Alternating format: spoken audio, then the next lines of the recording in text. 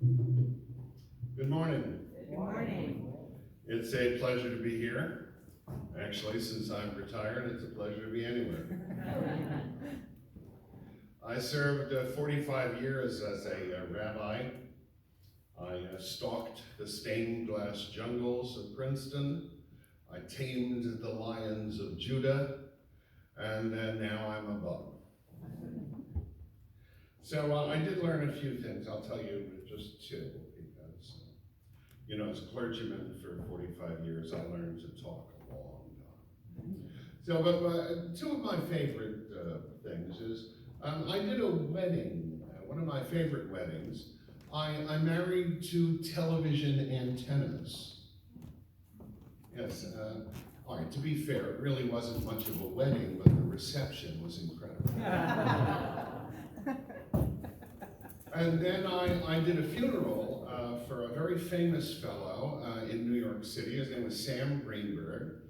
You may have never heard of Sam. He was not famous by his name, but Sam wrote the music that became the Hokey Pokey. You know that band? And Sam was very famous for that. So we had a wonderful funeral. It was a celebration of his life. Then the problem came when we got out to the end of Long Island to the cemetery, and we tried to inter Sam. It was difficult because we put his left foot in.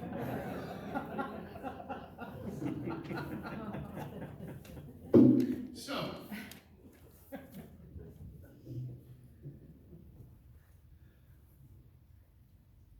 prayer invites God to let the divine presence suffuse our spirits, to let the divine will prevail in our lives. Prayer cannot bring water to parched fields, nor mend a broken bridge, nor rebuild a ruined city. But prayer can water an arid soul, mend a broken heart, and rebuild a weakened will.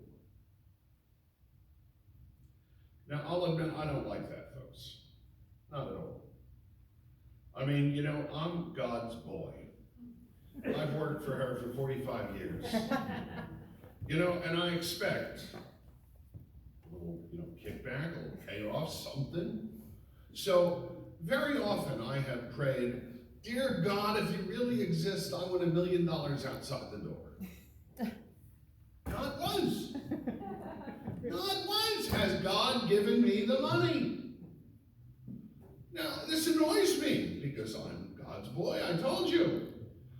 So when I pray for stuff, I expect God to put out, Really. One of my friends said to me once, said, Eric, what do you expect? God is your cosmic bellhop? And I thought about that, and I said, well, I like that. Yeah. I like it when I come into a church or a meeting house or a synagogue or a mosque or anywhere, where God lives on the ceiling up there. I know that because people always look up. and we go, hey, old man, we're here. And we ask for stuff. We expect God to be there like a bellhop. You ever check into a fancy hotel, or you've seen the movies anyway? Yes, sir. Can I help you, sir? What would you like today, sir? Well, I'd like a little world peace, and I'd like a little, money for poor people, and money for medical research and cure a few diseases. I got a whole laundry list of stuff I want you to do for me, God. And I'd like it now, please. And guess what, folks? Not once has it ever happened. So what is he doing up there? Is she fast asleep? Maybe she only speaks Hebrew. So if I pray in Hebrew, God will understand me better. Maybe, you know what? I know God only speaks Old English. You ever figure that? Because, you ever read the Bible? Yea, verily art thou God. Yea, verily do I want $1 million right now, please. And yet it doesn't happen.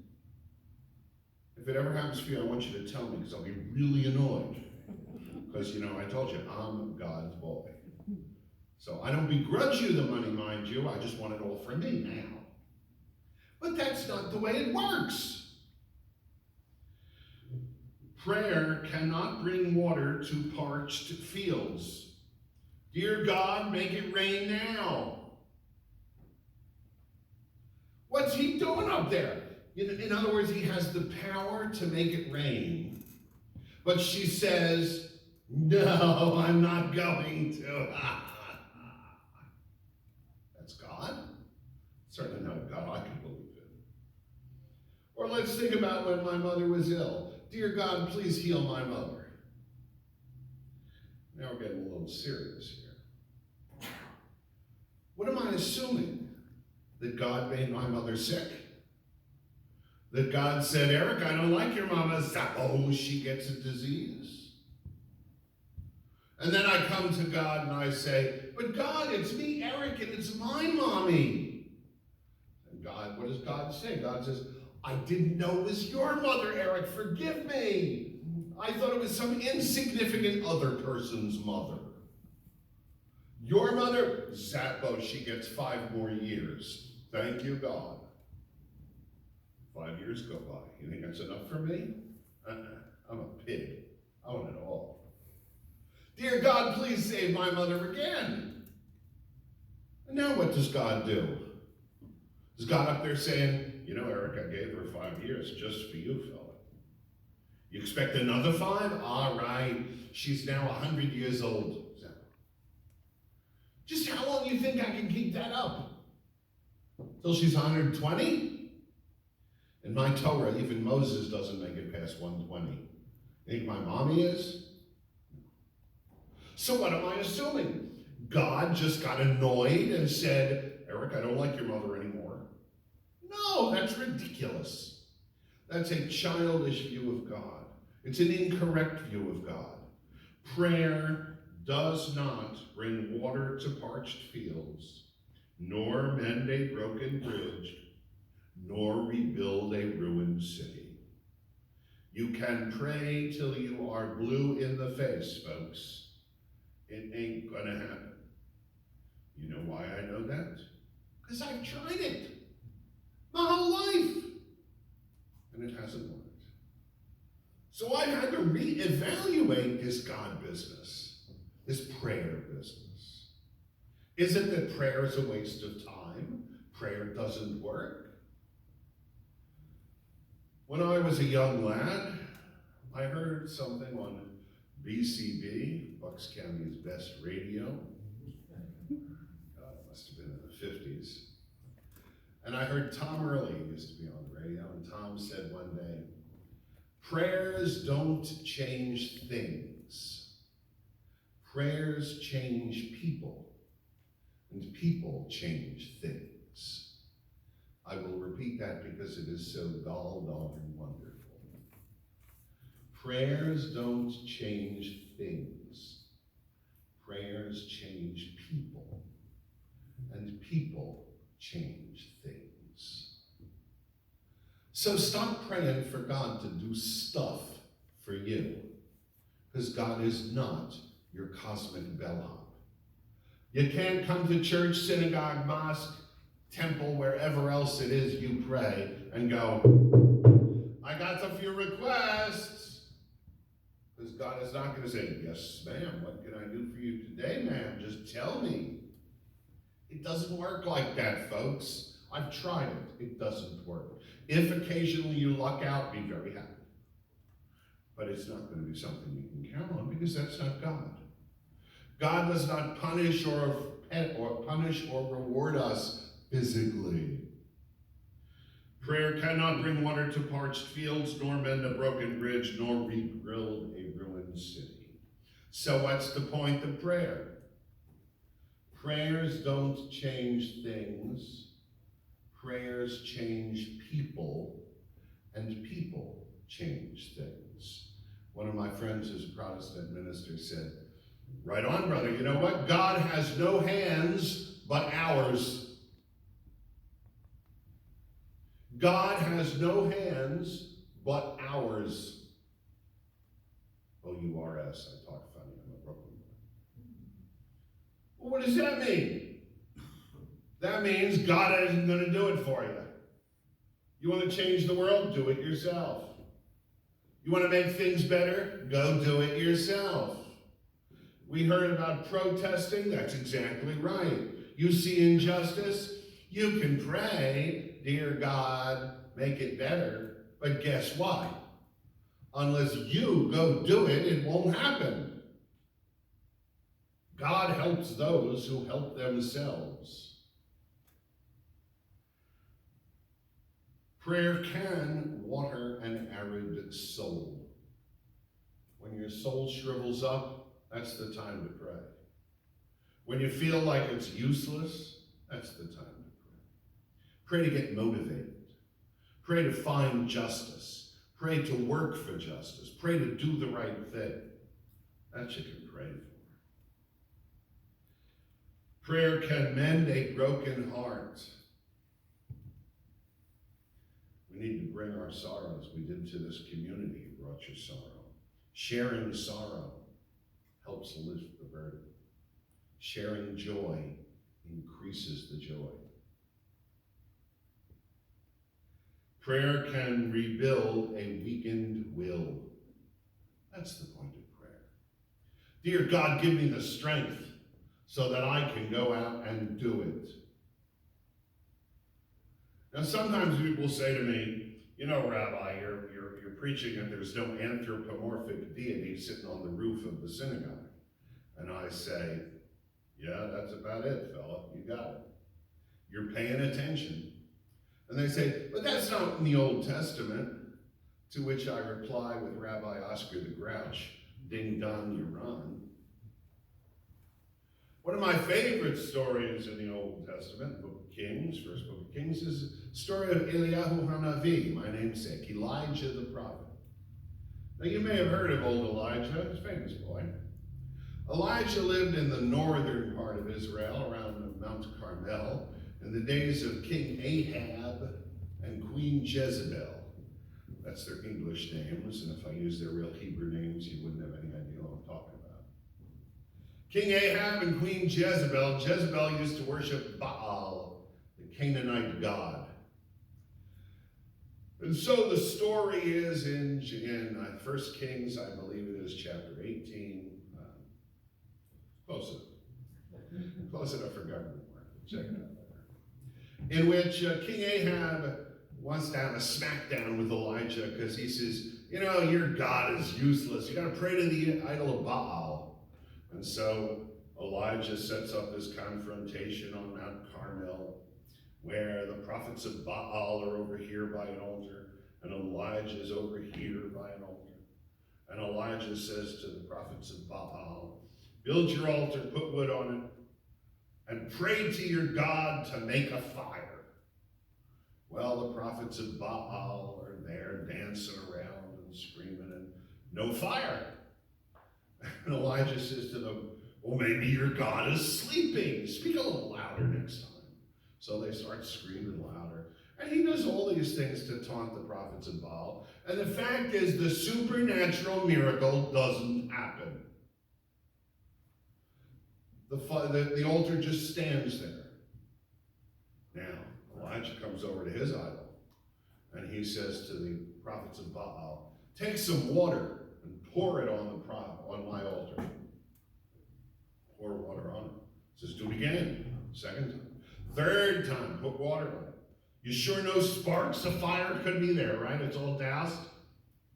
And then what does Elijah do? He comes up and he says, hey, Big G!